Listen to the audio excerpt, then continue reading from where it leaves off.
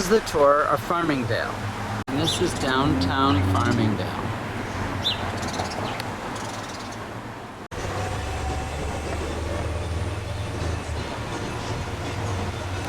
Walking in Farmingdale.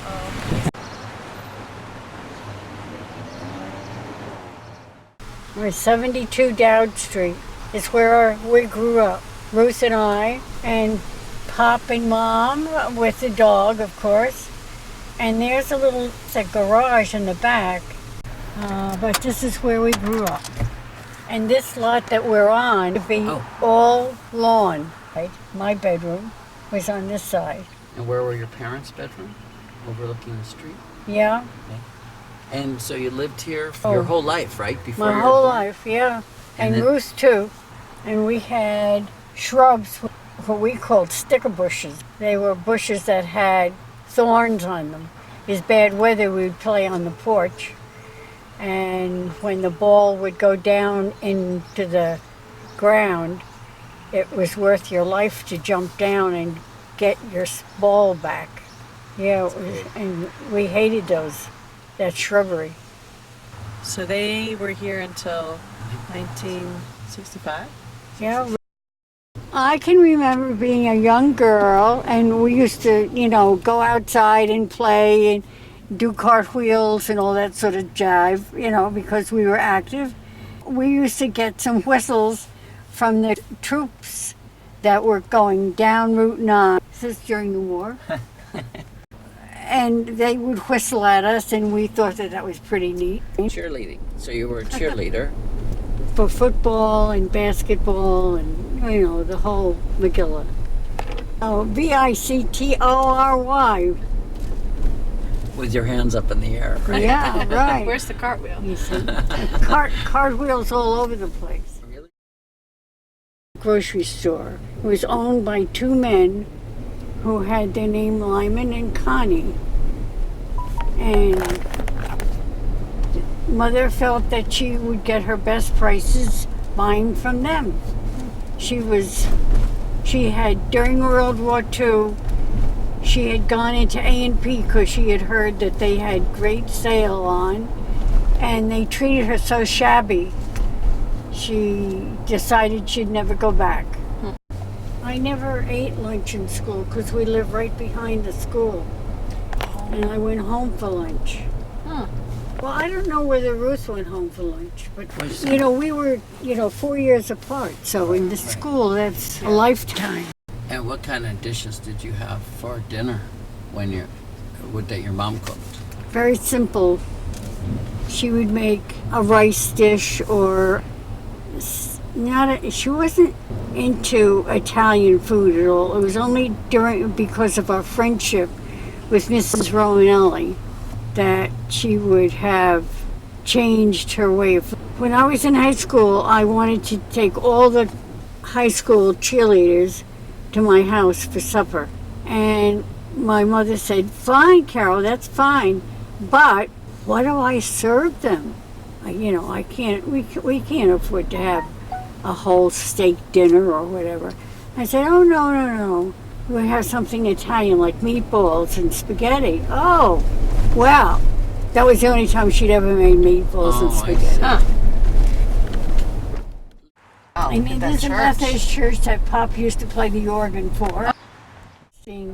We didn't get pizza until I was in my senior year of high school. Wow. No Italian food, huh? No pizza. Something that we all eat now. So no shopping for clothes? No. Because you made your own clothes, yeah. And Grandma was a real good seamstress because she did that when she was younger. But we made our own clothes once we got to be teenagers. This is St. Thomas Episcopal Church in Farmingdale. This is the church where Ruth got married. 70 years ago. This summer, exactly. But I remember the church as being back further from the main street. So they probably widened the street then, huh? Ah, that's Yes. it. And at the end of this street is a Catholic church that Carol and Frank have gotten married in.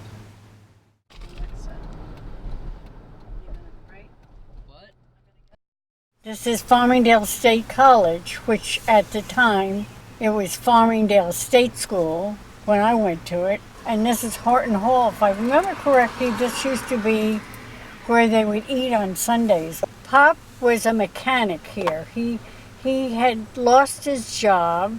I'm going back to like 1930. And then he was hired by the college to work with the machinery to help keep everything running okay, like tractors and cars and trucks, and there was a power station as well. He had quite a responsible job here, and he ended up going to summer school through the college and to get his degree. Is that when you went to Oswego? And that's when we went to Oswego, yes.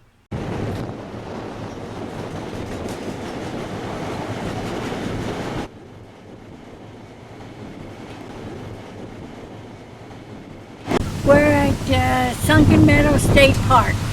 When we were kids, it was mostly just bathing. We didn't have many games on the sand, but back then nobody had any games here on the beach. We all looked for shells. And how far did you walk along the beach? Oh, at least a mile. And people will be fishing here or they will be swimming here. And it's all pretty well organized. The lifeguards are very strict and be blowing the whistles off and on all day long, getting people back in. This is where Ruth was lifeguard for a summer. She got a ride to the park here with a man and a girl.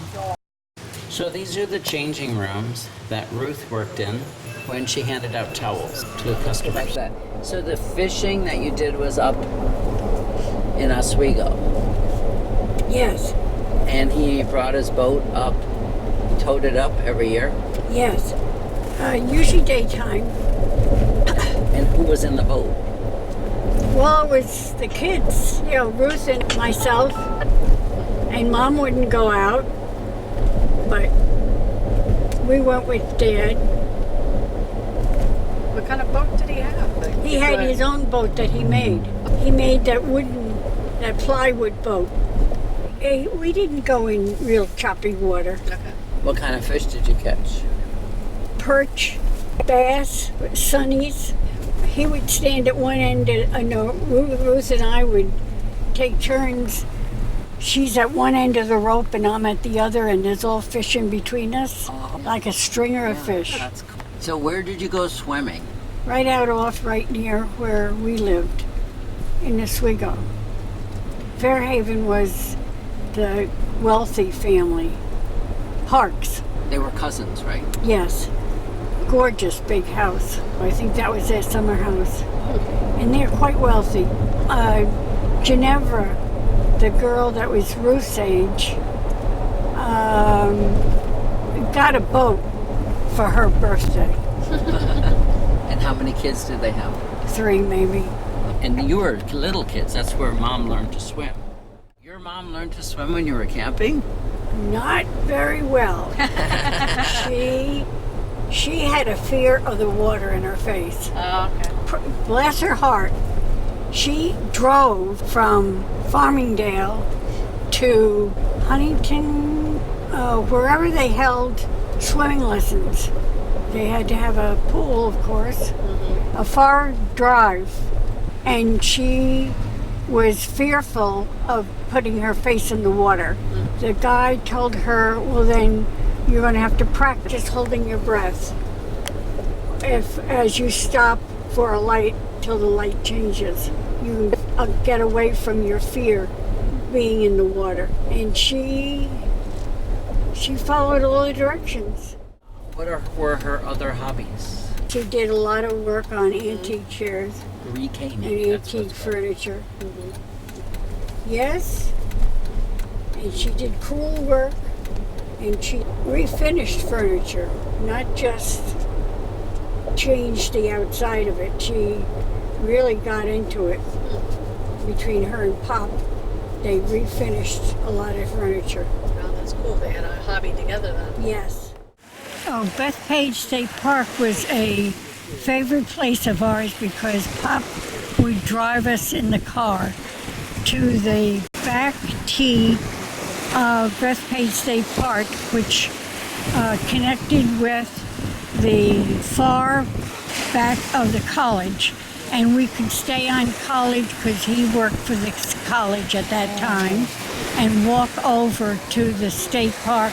We were sledding on a hill and we'd go down into the sand traps. They were just the wooden sleds. We would always go bump and grind and through that. And we had our dog with us, and she would be on a blanket, and we would have thermoses, and we all, had a grand time.